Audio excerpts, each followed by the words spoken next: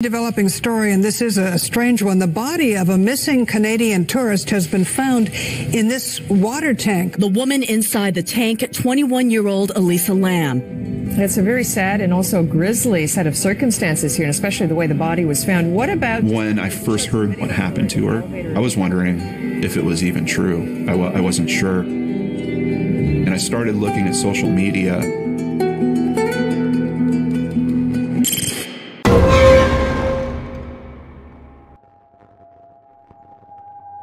ফেব্রুয়ারি 19, 2013 লস অ্যাঞ্জেলেসের বিখ্যাত সেসিল হোটেলের এক ওয়াটার ট্যাঙ্ক থেকে রহস্যময়ভাবে উদ্ধার হয় ক্যানাডিয়ান ট্যুরিস্ট এলিসা ল্যামের নিষ্প্রাণ দেহ, যার মৃত্যু রহস্যে প্রশ্নবোধক চিহ্ন লেগে রয়েছিল অনেকটা সময় জুড়ে। বিস্তারিত জানতে সঙ্গে থাকো শেষ পর্যন্ত। লস অ্যাঞ্জেলেস, ক্যালিফোর্নিয়া, 1927 সালে নির্মিত সিসিল হোটেল এককালে অভিজাত্যের প্রতীক, আজ এক অন্ধকার ইতিহাসের সাক্ষী। এর প্রতিটি দেওয়াল যেন অজস্র বিয়োগান্তক ঘটনা আর অমীমাংসিত রহস্যের গল্প বলছে। খুন, আত্মহত্যা, সিরিয়াল কিলিং সব যেন এই পুরনো দালানের প্রতিটি ইটে খোদাই করা। কিন্তু 2013 সালের শীতের এক সন্ধ্যায় এই হোটেল এমন এক রহস্যের জন্ম দিল যা পুরো বিশ্বকে হতবাক করে দিয়েছিল। এক তরুণী পর্যটকের নিখোঁজ হয়ে যাওয়া আর তার অস্বাভাবিক মর্মান্তিক পরিণতি, আজও যার কোনো স্পষ্ট ব্যাখ্যা মেলেনি। 2013 সালের 31শে জানুয়ারি 26 বছর বয়সী ক্যানাডিয়ান ছাত্রী এলিসা ল্যাম দক্ষিণ ক্যালিফোর্নিয়া ভ্রমণের অংশ হিসেবে সিসিল হোটেলে চেক ইন করেন। মূলত তিনি সিসিল হোটেলেরই শাখা স্টে অন হোটেলে ছিলেন। ট্যুরিস্ট হিসেবে একাই এসেছিলেন তিনি। উদ্দেশ্য ছিল স্যান্টা ক্রুজ পর্যন্ত ভ্রমণ করা আর পথে লস অ্যাঞ্জেলেসে বিরতি নেওয়া। এলিসা নিয়মিত তার বাবা মার সাথে ফোনে যোগাযোগ রাখতেন। 2রা ফেব্রুয়ারি তার হোটেল ছাড়ার কথা ছিল, কিন্তু 1লা ফেব্রুয়ারির পর থেকে এলিসার কোনো খোঁজ মিলল না। তার ফোন বাজছিল কিন্তু কেউ ধরছিল না। বাবা মা দুশ্চিন্তায় পড়ে গেলেন এবং দ্রুত পুলিশকে তার নিখোঁজ হওয়ার খবর দিলেন। তারা এমনকি লস অ্যাঞ্জেলেসে এসেও ছিলেন পুলিশকে তদন্তের সাহায্যে এবং অংশগ্রহণ করতে। Los Angeles police department LAPD তদন্ত শুরু করল। প্রথমেই হোটেলের সিসিটিভি ফুটেজ খাতিয়ে দেখা হলো, কিন্তু হোটেলের বেশিরভাগ ক্যামেরাই কাজ করছিল না বা ঠিকমতো ফুটেজ রেকর্ড করছিল না। শেষ পর্যন্ত একটি ফুটেজ উদ্ধার হলো, একটি লিফটের ভেতরের ফুটেজ, যা এই পুরো রহস্যের মূল কেন্দ্রবিন্দু হয়ে উঠল। 18 ফেব্রুয়ারি 2013 পুলিশ এলিসা ল্যামের একটি সিসিটিভি ফুটেজ জনসমক্ষে প্রকাশ করল। ফুটেজটি 1 ফেব্রুয়ারির এবং এটি এলিসার শেষ জীবিত থাকার প্রমাণ। প্রায় 2 মিনিট 30 সেকেন্ডের এই ফুটেজ পুরো বিশ্বের মানুষকে স্তম্ভিত করে দিয়েছিল। কিছু বিশেষ কারণে ভিডিওটি দেখানো হলো না। যদি কেউ ফুটেজটি দেখতে চান তাহলে ফুটেজটির লিঙ্ক ভিডিও ডিসক্রিপশনে পেয়ে যাবেন, কিন্তু নিজ ইচ্ছায় হলেই ফুটেজটি দেখবেন। ফুটেজের সমস্ত বিষয়বস্তু নিম্নে বর্ণনা করা হলো। ফুটেজে দেখা যায় এলিসা ল্যাম লিফটে ঢুকলেন। তিনি লিফটের সব বাটন চাপলেন, যেন দ্রুত লিফট বন্ধ করতে চাইছিলেন, কিন্তু লিফট বন্ধ হলো না। এলিসা অধৈর্য হয়ে লিফটের বাইরে উকি দিলেন। মনে হলো তিনি যেন কাউকে খুঁজছেন অথবা কেউ তাকে অনুসরণ করছে। তিনি একবার লিফটের বাইরে বেরিয়ে এলেন। অদ্ভুত ভঙ্গিতে তিনি হাত নাড়তে লাগলেন, যেন কোনো অদৃশ্য শক্তির সাথে কথা বলছেন বা কাউকে ইশারা করছেন। তার অঙ্গভঙ্গি ছিল অস্বাভাবিক, দিশেহারা।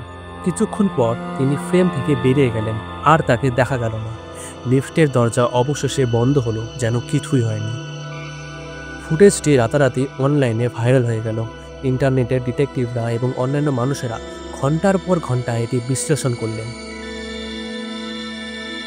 কেউ বললেন এলিসা কোনো সাইকোটিক অ্যাটাকে ভুগছিলেন, কেউ আবার ইঙ্গিত দিলেন হয়তো কোনো অদৃশ্য ব্যক্তি তাকে ভয় দেখাচ্ছিল, যাকে সিসিটিভিতে দেখা যায়নি। কিন্তু প্রশ্ন একটাই রয়ে গেল, এলিসা ল্যাম কোথায় গেল? এলিসা ল্যাম নিখোঁজ হওয়ার প্রায় 3 সপ্তাহ পর হোটেলের অন্যান্য যারা থাকছিল তারা অদ্ভুত অভিযোগ জানাতে শুরু করলেন। হোটেলের জলে একটা অদ্ভুত স্বাদ আর গন্ধ, আর জলের চাপও খুব কম। অনেকে বললেন জল থেকে পচা গন্ধ আসছে।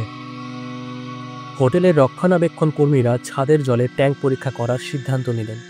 সিসিল হোটেলের ছাদে 4টি বিশাল জলের ট্যাঙ্ক রয়েছে, যা পুরো হোটেলের জল সরবরাহ করে। ট্যাঙ্কগুলো প্রায় 10 ফুট উঁচু এবং তাদের ঢাকনা খুব ভারী। হোটেলের ছাদে প্রবেশপথ শুধুমাত্র কর্মীদের জন্য সংরক্ষিত এবং একটি অ্যালার্ম সিস্টেমও থাকার কথা। এলিসার দেহাবশেষ উদ্ধারের পর ময়না তদন্ত করা হয়। তার সিস্টেমে কোনো মাদক বা অ্যালকোহলের উপস্থিতি পাওয়া যায়নি। ডেথ সার্টিফিকেট অনুযায়ী তার মৃত্যুর কারণ ছিল অ্যাক্সিডেন্টাল ড্রাউনিং, অর্থাৎ দুর্ঘটনাজনিত ডুবে যাওয়া। কিন্তু এই রায় বিশ্বজুড়ে অসংখ্য প্রশ্ন তুলে দিল। কিভাবে এলিসা ল্যাম একটি 10 ফুট উঁচু জলের ট্যাঙ্কে একা উঠলেন? সেই ট্যাঙ্কের ভারী ঢাকনা তিনি কিভাবে খুললেন? ছাদে ওঠার পথ তো কর্মীদের জন্য সুরক্ষিত ছিল, আর সেখানে অ্যালার্মও লাগানো ছিল। অ্যালার্ম বাজল না কেন? লিফটের সেই অদ্ভুত আচরণ, তিনি সত্যিই কারোর থেকে পালাচ্ছিলেন, নাকি তিনি মানসিক অসুস্থতার কারণে বিভ্রমের শিকার হয়েছিলেন? যদিও জানা যায় এলিসা বাইপোলার ডিসঅর্ডারে ভুগছিলেন এবং তার ওষুধে পরিবর্তন আনা হয়েছিল, কিন্তু শুধু মানসিক অস্থিরতা কি তাকে জলের ট্যাঙ্কে ফেলে দিতে পারে? এলিসা ল্যামের এই কেসটি আজও একটি অমীমাংসিত রহস্য। বহু মানুষ আজও বিশ্বাস করেন এটি নিছক কোনো দুর্ঘটনা ছিল না। কেউ কেউ সিসিল হোটেলের অভিশপ্ত ইতিহাসের দিকে ইঙ্গিত করেন, যেখানে প্যারানর্মাল কার্যকলাপের কথা শোনা যায়। আবার অনেকে মনে করেন কোনো অজ্ঞাত অপরাধী এলিসাকে হত্যা করে ট্যাঙ্কের ভেতরে ফেলে দিয়েছে। কিন্তু ঘটনাকে ঘিরে তৈরি হয়েছে অজস্র তত্ত্ব, অজস্র জল্পনা, কিন্তু কোনোটি সুনির্দিষ্ট প্রমাণ দিয়ে এলিসা ল্যামের এই মর্মান্তিক পরিণতির ব্যাখ্যা দিতে পারেনি। এলিসা ল্যামের কাহিনী সিসিল হোটেলের অন্ধকার ইতিহাসের একটি অধ্যায় হয়ে রয়ে গেছে, একটি অধ্যায় যা হয়তো কোনোদিনও সম্পূর্ণ উন্মোচিত হবে না, কিন্তু আমাদের মনে প্রশ্ন জাগিয়ে যাবে, সেই রাতে সিসিল হোটেলের ছাদে আসলে কি হয়েছিল। কেমন লাগলো এলিসা ল্যামের এই রহস্যময় ঘটনাটি? আপনাদের কি মনে হয় এই ঘটনার পেছনে আসল রহস্যটা কি? আপনাদের মতামত অবশ্যই কমেন্ট বক্সে জানান। যদি এই ধরনের রহস্যময় ঘটনার আপনাদের ভালো লাগে তাহলে আমাদের চ্যানেলটি সাবস্ক্রাইব করুন, ভিডিওটি লাইক করুন এবং শেয়ার করুন। দেখা হচ্ছে পরের পর্বে আরও একটি অমীমাংসিত রহস্যের সন্ধানে। ভালো থাকবেন।